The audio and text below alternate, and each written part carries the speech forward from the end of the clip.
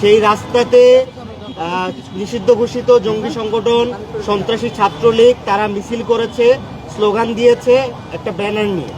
এবং এছাড়াও আমরা দেখেছি সারা রমজান মাস ধরেই তারা ক্যাম্পাসের আশেপাশে বিভিন্ন জায়গায় ঢাকা শহরে তারা ইফতার মাহফিল করেছে এবং সেইখানে তারা নিজেদের কর্ম পরিকল্পনা বাস্তবায়ন করছে এবং তারা ফেসবুকে সেটা ফলো করে প্রচার করেছে। এছাড়াও আমরা উদ্বেগের সাথে দেখেছি সারা বাংলাদেশেই নিষিদ্ধ ঘোষিত আওয়ামী লীগ এবং তার সহযোগী সংগঠন যুবলীগ, ছাত্রলীগ বিভিন্ন মিছিল করেছে, তারা তাদের কার্যক্রম পরিচালনা করছে। এই ক্ষেত্রে প্রশাসনের যে ভূমিকা সেটি অত্যন্ত নিখারজনক এবং তাদের যে অবস্থান সেই অবস্থান আমরা সন্তুষ্ট নই এবং তাদের বিরুদ্ধে কোনো ব্যবস্থা এতদিনে তারা গ্রহণ করতে আমরা দেখিনি। এই অবস্থায় আজকে আমরা শাহবাগ থানায় এসেছিলাম থানার যারা কর্মরত আছেন তাদেরকে অবহিত করতে এবং ব্যবস্থা নেওয়ার জন্য, তাদেরকে জোরদার করার জন্য আমরা আজকে থানায় এসেছিলাম। এই মুহূর্তে সমগ্র পরিস্থিতি নিয়ে বক্তব্য প্রদান করবেন জাতীয় ছাত্র শক্তির কেন্দ্রীয় নির্বাহী সংসদের সভাপতি জনাব জাহিদ আহসান।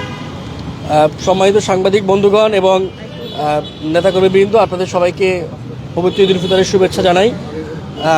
আজকে পবিত্র ঈদুল ফিতরের দ্বিতীয় দিন, আমরা সহ সারা দেশের মানুষ ঈদুল ফিতরের আনন্দে আছে, কিন্তু সেই আনন্দের মধ্যে আমরা আমাদের যে গুরুত্বপূর্ণ রাজনৈতিক ইস্যুজ আছে, যে গুরুত্বপূর্ণ রাজনৈতিক ব্যাপারগুলো আছে সেগুলোকে আমরা এড়িয়ে যেতে পারি না।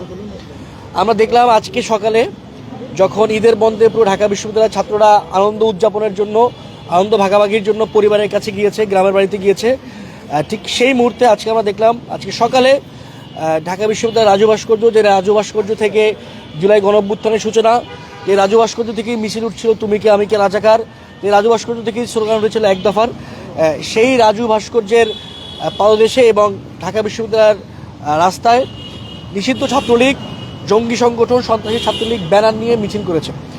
এবং আমরা দেখলাম সেই মিছিলটির প্রায় 8 থেকে 9 ঘন্টা পার হয়ে গেলেও পুলিশ প্রশাসনের পক্ষ থেকে কোনো রকমের কোনো ব্যবস্থা নেওয়া হয়নি।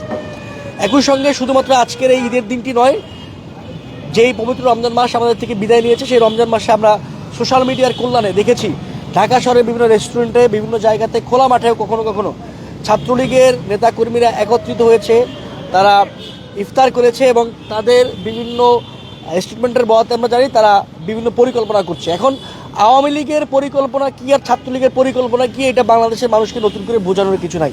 আওয়ামী লীগের এবং ছাত্রলীগ যতবারই বলেছে আমরা কিছু একটা করবো, ততবারই তারা খুন করেছে, ততবারই তারা গুম করেছে, ততবারই তারা বাংলাদেশের মানুষের উপর নির্যাতন করেছে। এইটাই আওয়ামী লীগের হিস্ট্রি। আওয়ামী লীগ গত 54 বছরে বাংলাদেশে একের পর এক রক্তের বন্যা বইয়ে দিয়েছে এবং তাদের পরিকল্পনা মানে হচ্ছে বাংলাদেশে আরেকটি গণহত্যার পরিকল্পনা চালানো, বাংলাদেশে আরেকবার গুম করে রাজত্ব চালানো। এই বিষয়টি একদমই স্পষ্ট বন্ধুগণ। একই সঙ্গে আমরা দেখলাম যে ঢাকা বিশ্ববিদ্যালয়ের প্রশাসন বলেন কিংবা আমাদের যে আইন শৃঙ্খলা বাহিনী আছে তাদের পক্ষ থেকে এই যে একের পর এক ছাত্রলীগের সংগঠিত হওয়া, সে ব্যাপারে আমরা কোনো উদ্বেগ দেখিনি, সে ব্যাপারে আমরা কোনো পদক্ষেপ নিতে দেখিনি। দেখুন, ছাত্রলীগ নিষিদ্ধ ঘোষিত, ছাত্রলীগের যদি 10 জন 5 জন সংগঠন বলা হয়, যখন কিছু মানুষ একত্রিত হয় এবং তারা কোনো কিছু একটা করবার উদ্যোগ নেয়, ছাত্রলীগ নিষিদ্ধ, বাংলাদেশের নির্বাহী আইনে তাকে নিষিদ্ধ করা হয়েছে। তারপর যখন তারা একত্রিত হচ্ছে, তারা সন্ত্রাস বিরোধী আইনে প্রত্যেকে গ্রেফতার হওয়ার কথা, কিন্তু আপনারা দেখেন কেউ গ্রেফতার হচ্ছে না। একই সঙ্গে পুলিশ থেকে কোনো ব্যবস্থা নেওয়া হচ্ছে না। যে সকল ছাত্রলীগের সন্ত্রাসীরা যারা 15 জুলাই সহ ঢাকা শহরে বিভিন্ন সময় কিলিং করেছে, 15 জুলাই ঢাকা বিশ্ববিদ্যালয় ক্যাম্পাসে হামলা চালিয়েছে, তারা একের পর এক জামিন পেয়ে যাচ্ছে এবং জামিন পেয়ে তারা উল্লাস করছে। সুতরাং এটা একটা পুরোটা সিস্টেমের যে ভঙ্গুরতা, সেই ভঙ্গুরতাকে প্রকাশ করে। যে একদিকে পুলিশ গ্রেফতার করে না, আর পুলিশ গ্রেফতার করলে তাদের কোর্ট থেকে জামিন হয়ে যায়। পুরো সিস্টেমটা একটা আওয়ামী সিস্টেম এখনও রয়ে গেছে। এবং আমরা দেখলাম 12 তারিখে নির্বাচন হওয়ার পরে যেন আওয়ামী লীগ আর ছাত্রলীগের সারা দেশে ঈদ শুরু হয়েছে। আপনারা নিশ্চয়ই দেখেছেন, সাংবাদিক ভাইরা যারা আছেন এখানে, যে একের পর এক বিএনপি নেতাকর্মীদের প্যাট্রোনাইজেশনে, পৃষ্ঠপোষকতা একের পর এক আওয়ামী লীগের অফিস খুলে দেওয়া হয়েছে এবং সেখানে গিয়ে তারা আমার জয় বাংলা স্লোগান দিচ্ছে, নানা রকম স্লোগান দিচ্ছে। তো এই যে আওয়ামী লীগ উন্মুক্ত হচ্ছে, ছাত্রলীগ মিছিল দিচ্ছে, এবং সেইটা শুধুমাত্র আমরা যারা জাতীয় ছাত্র শক্তি করি কিংবা যারা ছাত্রদল করেন, শিবিরগণ, এই সকল ভাইদের জন্য, শুধুমাত্র রাজনৈতিক কর্মীদের জন্য হুমকি সব তা না। আওয়ামী লীগ শুধুমাত্র ছাত্রদল, শিবির, ছাত্র শক্তি বা বামপন্থী যে সকল সংগঠন অভ্যুত্থানে ছিল তাদের জন্য ক্ষতিকর, তারা পুরো বাংলাদেশের জন্য ক্ষতিকর। আপনারা লিখে রাখেন, যদি ছাত্রলীগ বাংলাদেশে কোনো না কোনোভাবে ব্যাক করতে পারে, তাহলে শুধুমাত্র ছাত্র শক্তি, শিবির বা ছাত্রদলকে মারবে না, তারা পুরো ছাত্রদের উপর আবার ন্যাক্কারজনক হত্যাকাণ্ড চালাবে। এটা বাংলাদেশের ভবিষ্যৎ হবে যদি ছাত্রলীগ ফিরে আসে। তো এই যে ছাত্রলীগ ফিরে আসছে, তারা মিছিল করার সাহস পাচ্ছে।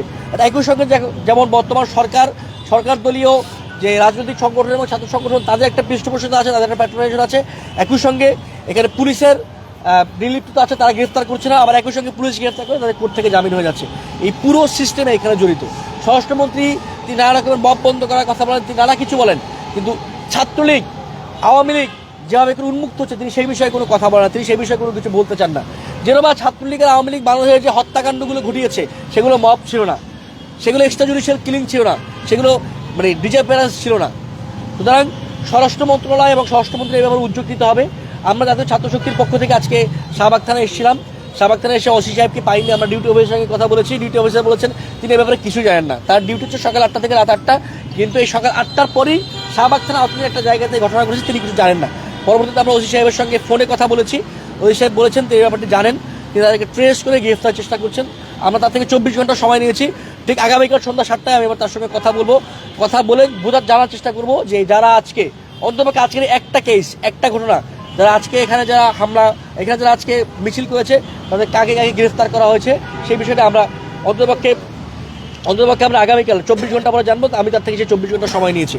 বন্ধুগণ, একই সঙ্গে আমরা স্বরাষ্ট্র মন্ত্রণালয় সহ সবাইকে, এখানে আইন মন্ত্রণালয়ের দায়িত্ব আছে, আইন মন্ত্রণালয়ের গুরুত্ব আছে, সবাইকে আমরা আহ্বান করব যে বাংলাদেশে একটা খুনি গোষ্ঠীকে, যাদের হাতে হাজার হাজার মানুষের রক্ত লেগে আছে, যেই খুনিদের বড় খুনি শেখ মুজিব, যে শেখ মুজিবের হাত দিয়ে বাকশাল শুরু হয়েছিল, যে শেখ মুজিবের হাত দিয়ে, তার রক্ষী বাহিনীর হাত দিয়ে জাসদের নেতাকর্মীরা সহ তখনকার মুক্তিযুদ্ধের পরে বাংলাদেশের মানুষ খুন হওয়া শুরু হয়েছিল, যার একটা কালো অধ্যায় শেখ হাসিনা, যিনি গত 16 বছরে বাংলাদেশে মিনিমাম 3টি গণহত্যা চালিয়েছেন। এই শেখ মুজিব এবং শেখ হাসিনা যারা উত্তরসূরি, এই খুনি শেখ মুজিব, খুনি শেখ হাসিনা যারা উত্তরসূরি, এই বাকশাল এবং আওয়ামী লীগের যারা উত্তরসূরি, তাদেরকে বাংলাদেশে ফিরতে না দেওয়ার জন্য আপনাদেরকে সচেতন থাকার আহ্বান জানাবো। এবং যখনই আপনারা দেখবেন যে পুলিশ এবং স্বরাষ্ট্র মন্ত্রণালয় বলেন, আইন মন্ত্রণালয় বলেন, তারা যখন উদ্যোগ নেয় না, তখনই আমরা যারা জুলাই গণঅভ্যুত্থানে ছিলাম, শুধু আমরা না, এখানে আরও অন্য ছাত্র সংগঠন আছেন, আরও ব্যক্তিরা আছেন, তাদেরই উদ্যোগ নিতে হয়। তারাই দেখবেন যে আওয়ামী লীগ ছাত্রলীগকে ধরে থানায় দিয়ে যায়, এটা তাদের কাজ না।